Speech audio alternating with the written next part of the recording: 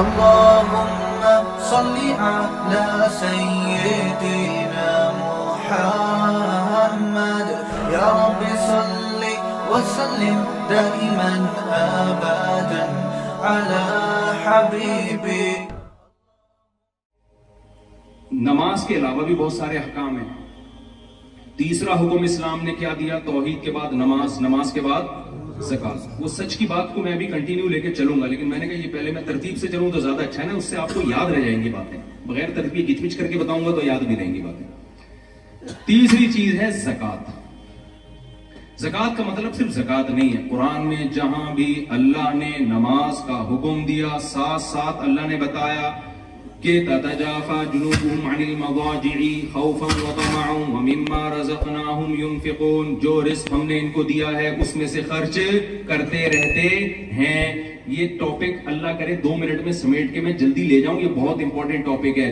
دیکھو اللہ نے مسلمان کو حکم دیا ہے جہاں نماز وہاں اللہ نے کہا کہ خرچ کرتے ہیں خرچ کرتے ہیں خرچ کرتے ہیں. کنجوس آدمی اللہ کو بالکل بھی پسند نہیں ہے. اگر آپ اللہ کی ڈکشنری میں اچھا بننا چاہتے ہو تو اپنی دولت پہ سانپ بن کے مت بیٹھو، خرچ کرنا سیکھو. اور اس میں مسلم غیر زکات تو مسلم پہ ہی لگتی ہے، لیکن زکات کے علاوہ جتنے صدقات و خیرات ہیں اس میں اسلام نے مسلم اور غیر مسلم کا فرق نہیں رکھا. ہمارے نبی نے غیر مسلموں کا ایسا اکرام کیا، اگر میں آپ کے سامنے وہ حدیثیں اٹھا کے وقت کم میں پیش کروں آپ حیران ہو جاؤ گے. فکو رقبۃ، غلاموں کو غلامی سے چھڑانا، اس میں اسلام نے مسلم اور غیر مسلم کا فرق نہیں رکھا. آپ یہاں ٹیکس اگر چوری کرو گے، ایک ہوتا ہے بڑھ چڑھ کے جتنا حق نہیں ہے اتنا دینا، اور ایک ہوتا ہے جو آپ پر لازم ہے وہ بھی نہ دینا. یہ تو الٹا ہو گیا نا بھائی. ایک آدمی اگر حق بیان نہیں کر سکتا، پہلا درجہ کیا حق بیان کرے، دوسرا درجہ کیا حق نہیں بیان کر سکتا تو غلط بیانی بھی نہ کرے، چپ کر کے بیٹھا رہے. یہ بھی قابل معافی ہے نا. اگر آپ میں سخاوت نہیں ہے، آپ بڑھ چڑھ کے خرچ نہیں کر رہے، تو دوسرا درجہ یہ کہ جتنا آپ کے ذمے ہے وہی دے دو. یار کیا خیال ہے؟ نہیں آ رہی سمجھ؟ اور آسان سمجھاتا ہوں. آپ کی بہن کی وراثت بنتی ہے 1 کروڑ روپے، ٹھیک ہے نا. شریعت میں تو حکم دیا کہ اس کو اس کی وراثت بھی دو اور اس کے علاوہ بھی اس کا خیال رکھو. ينفقون، خرچ کرتے رہتے ہیں کا مطلب جو ایکسٹرا خرچے ہیں وہ کرتے رہتے ہیں، جو ان پر لازم نہیں ہے وہ بھی کرتے رہتے ہیں اور دیتے رہتے ہیں. لیکن آپ میں اتنی سخاوت نہیں ہے تو ہم کیا کہیں گے؟ بھائی جو بنتا ہے وہ تو دے دینا. ارے آپ کسی کے گھر قرضہ لینے کے لیے گئے، اس نے آپ کو گھر میں بٹھایا، آپ کہیں بھائی تیرے اوپر چائے بنتی تو نہیں ہے لیکن پلا دے گا تو خوشی ہوگی. اس کی سخاوت کا تقاضا یار اتنا تو خیال کرو، بندے آیا تمہارے گھر میں پانی کا چائے کا پوچھ لو. یہ ہے نا. وہ پھر بھی نہیں پوچھتا تو آپ کہے گا چل تو چائے نہیں پلا رہا، میرے پیسے تو دے دے یار جو تو لے کے بیٹھا ہوا ہے. ہمارے ہاں کیا ہو رہا ہے؟ مسلمان کا امیج دنیا میں بہت خراب ہو رہا ہے. مسلمان سخی ملیشیا میں جو اسلام پھیلا ہے صحابہ کی سخاوتوں سے پھیلا ہے. وہ ایسے خرچ کیا انہوں نے آ کے. اب کیا ہو رہا ہے؟ اسلام رک رہا ہے مسلمان کے کنجوسی کی وجہ سے کہ جو اس میں بنتا ہے وہ بھی نہیں دے رہا. مجھے بتاؤ ایک بات، جب آپ کسی ریاست میں رہتے ہیں تو ریاست سے آپ فائدے اٹھاتے ہیں نا. تو جب ریاست اس کے بدلے میں آپ سے ٹیکس لے رہی ہے، اس ٹیکس کو کھا جانا پی جانا یہ دنیا کے کسی مذہب میں حلال ہو سکتا ہے؟ پاکستان میں تو لوگ کہتے ہیں یار ہم سے گورنمنٹ ٹیکس لیتی ہے دیتی نہیں ہے. وہ ایک الگ بحث ہے کہ ایسا ہوتا ہے کہ نہیں ہوتا، میں اس میں نہیں پڑھتا، میں نے واپس بھی جانا ہے عزت کے ساتھ. لیکن یہاں تو یہ مسئلہ، یہاں تو ہر آدمی کی زبان پہ یار ٹیکس لیتی ہے. ٹھیک ہے بہت ٹیکس لیتی ہے لیکن مفتی صاحب خرچ بھی، یہ سب کہتے ہیں یار خرچ بھی کرتی ہے، خرچ بھی کرتی ہے. تو آپ فائدے اٹھا رہے ہیں پورے اور جب دینے کی باری آتی ہے ڈنڈی مار رہے ہیں. تو آپ اچھے انسان ہیں اللہ کی ڈکشنری میں یا برے انسان ہوں گے؟ آپ برے ہوں گے.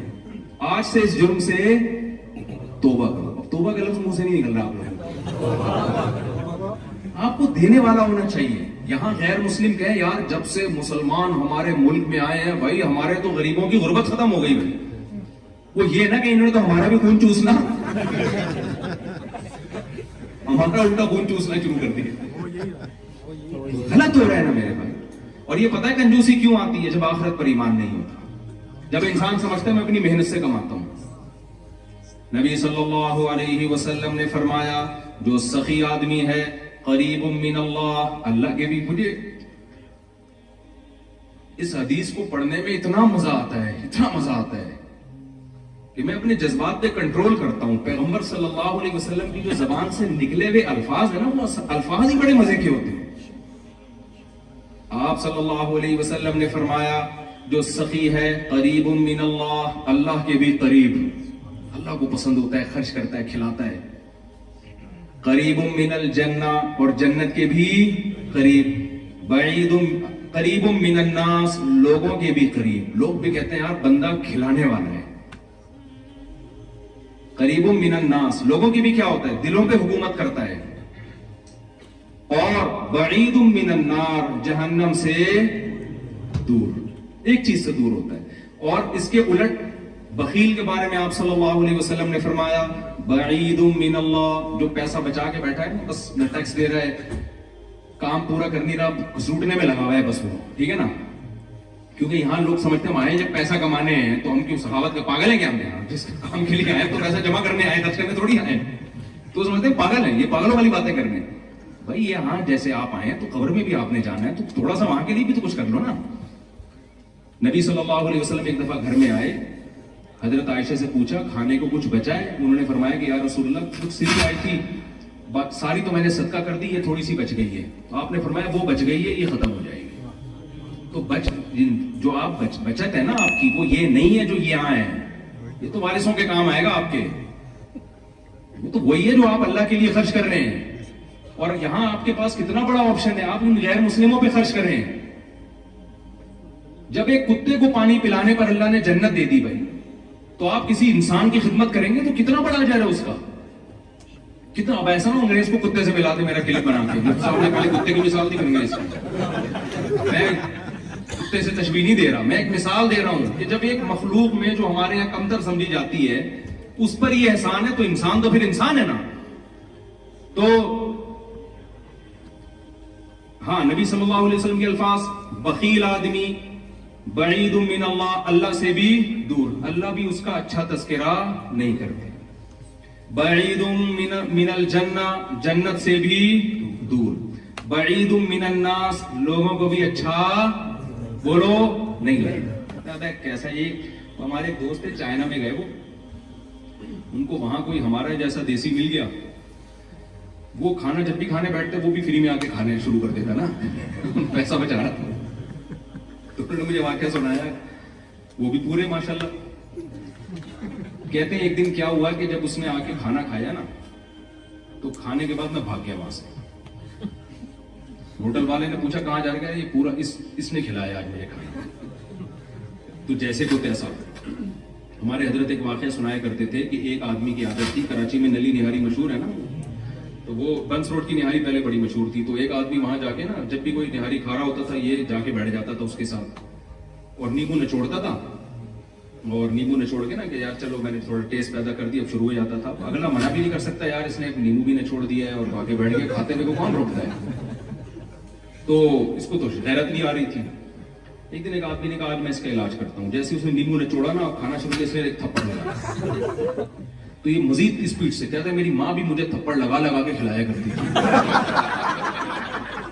تو یہ واقعہ تو ایک لطیفہ ہے، چٹکلا ہے، لیکن جب آپ دوسرے کے مال پہ نظر رکھیں گے، دوسرے کے پیسوں پہ نظر رکھیں گے، یہاں سے گھسیٹ لوں، یہاں سے گھسیٹ لوں، یہاں سے ٹیکس بچا لوں. مولانا اشرف علی تھانوی رحمۃ اللہ علیہ کا واقعہ ہے. انگریز گورنمنٹ تھی اور بڑے ظالمانہ طریقے سے بر صغیر پر قبضہ کیا انہوں نے. تو کیا ہوا، اور پھر بہت سارے ڈیوز تھے انگریزوں کے اوپر مسلمانوں کے. تو کیا ہوا کہ ایک بغیر ٹکٹ کے لفافہ آ گیا. انہوں نے ڈاک سے ٹکٹ خرید کے منگوایا، چپکایا. کسی نے کہا حضرت یہ غیر مسلم کنٹری ہے اور ان کے تو ہم پر ویسے ہی بہت انہوں نے ہمارا وسائل پہ قبضہ کیا ہے، تو آپ اتنا ایک ٹکٹ گورنمنٹ کا اتنا نقصان برداشت نہیں کر رہے. انہوں نے کہا ان غیر اخلاقی حرکتوں سے انسان کو لوٹ کھسوٹ کی عادت پڑتی ہے. تو میں اس کو جائز، جب ریاست ہے جو جیسی مرضی ہے بھائی، جب لا ہے اس کا قانون ہے کہ بغیر ٹکٹ سفر نہیں کرنا آپ نے، اور ڈاک کا نظام تھا اس پہ ٹکٹ کے بغیر، تو یہ اس لا کو ہم نے کیا کرنا ہے؟ فالو کرنا ہے. اور ہمارے یہاں بعض لوگوں کا کانسیپٹ یہ ہے کہ ابے یہ تو سب کچھ حلال ہے. وہاں آ کے کہتے ہیں چونکہ پی ٹی آئی کی حکومت تھی تو ان کا سب جے یو آئی والے کے لیے اور مسلم لیگ کے لیے وہ سب کچھ حلال ہے، اور جب جے یو آئی کی حکومت آئی تو پی ٹی آئی والوں کے لیے. سب کی بات نہیں کر رہا لیکن یہ کانسیپٹ بھی ہے لوگوں کا. بھائی جب کوئی گورنمنٹ بن گئی، صحیح بخاری کی حدیث ہے کہ جب کوئی حکومت آ گئی ہے، یوسف علیہ الصلوۃ والسلام بتاؤ مسلم اسٹیٹ میں تھے یا غیر مسلم اسٹیٹ میں تھے؟ غیر مسلم اسٹیٹ میں تھے نا. تو غیر مسلم اسٹیٹ میں انہوں نے اس اسٹیٹ کی خدمت کی ہے، اس کی وجہ سے ان کو وہاں تک ترقی ملی ہے. اگر آپ غیر مسلم اسٹیٹ میں شدت پسندی سے کام لوگے، ان کے اگینسٹ چلو گے، تو اسلام زندہ نہیں ہوگا، اس سے آپ بدنام ہو جاؤ گے، اسلام بدنام ہوگا اس سے. تو میں جلدی سے بات کو سمیٹ کے ختم کرتا ہوں. تو نبی صلی اللہ علیہ وسلم نے فرمایا بخیل آدمی اللہ سے بھی دور، جنت سے بھی دور، انسانوں سے بھی دور. اور آپ نے فرمایا قریب من النار، ایک چیز سے قریب ہے، جہنم سے. جہنم کو بڑا اچھا لگتا ہے ایسے اور 4-6 کنجوس سوسائٹی میں پیدا ہوتے. ایک چٹکلا سنا دوں اگر آپ ناراض نہ ہو، تھک نہ گئے ہو نا، لوگ نہیں ملے، بیان لمبا ہوتا جا رہا ہے. دیکھو ایک کنجوس آدمی کا میں لطیفہ اکثر سناتا ہوں، یہ اپنے دماغ میں رکھا کرو. ایک کنجوس آدمی تھا، اس کے بچے کہتے تھے ابو کبھی دیسی گھی بھی کھلا دیا کرو ہمیں. تو اس نے کہا یار، اس کے جیب سے پیسے نہیں کرتے تھے. جیسے میں نے کہا نا سخی آدمی لوگوں کے بھی قریب، تو بیوی بھی ایسے شوہر سے محبت کرے گی نا جو سخاوت کرتا ہے، بچے بھی ایسے باپ سے محبت کرتے ہیں جو سخاوت کرتا ہے، بھائی بھی ایسے بھائی سے محبت کرتے ہیں جو سخاوت کرتا ہے. تو سخاوت کرنے میں سب سے پہلے آپ اپنے خاندان میں محبوب بن جاؤ گے. تو اگر آپ کنجوسی کرو گے تو آپ، وہ ایک خاتون نے اپنے میاں سے کہا، وہ بہت ٹریولنگ ہوتی تھی اس کی نا، تو اپنے شوہر سے کہنے لگی کہ جی میں نے سوچا ہے کہ ہم سوئٹزرلینڈ چلتے ہیں گھومنے پھرنے کے لیے، تو اس پہ کتنا خرچہ آئے گا؟ اس نے کہا کچھ بھی خرچہ نہیں. بڑی حیران ہوئی یار، کوئی ان کا کوئی ٹریول ایجنٹ سے کوئی تعلقات ہیں ان کے. کہتے ہیں خرچہ کیوں نہیں ہے؟ کہتے ہیں اس لیے کہ سوچنے پر کوئی خرچہ.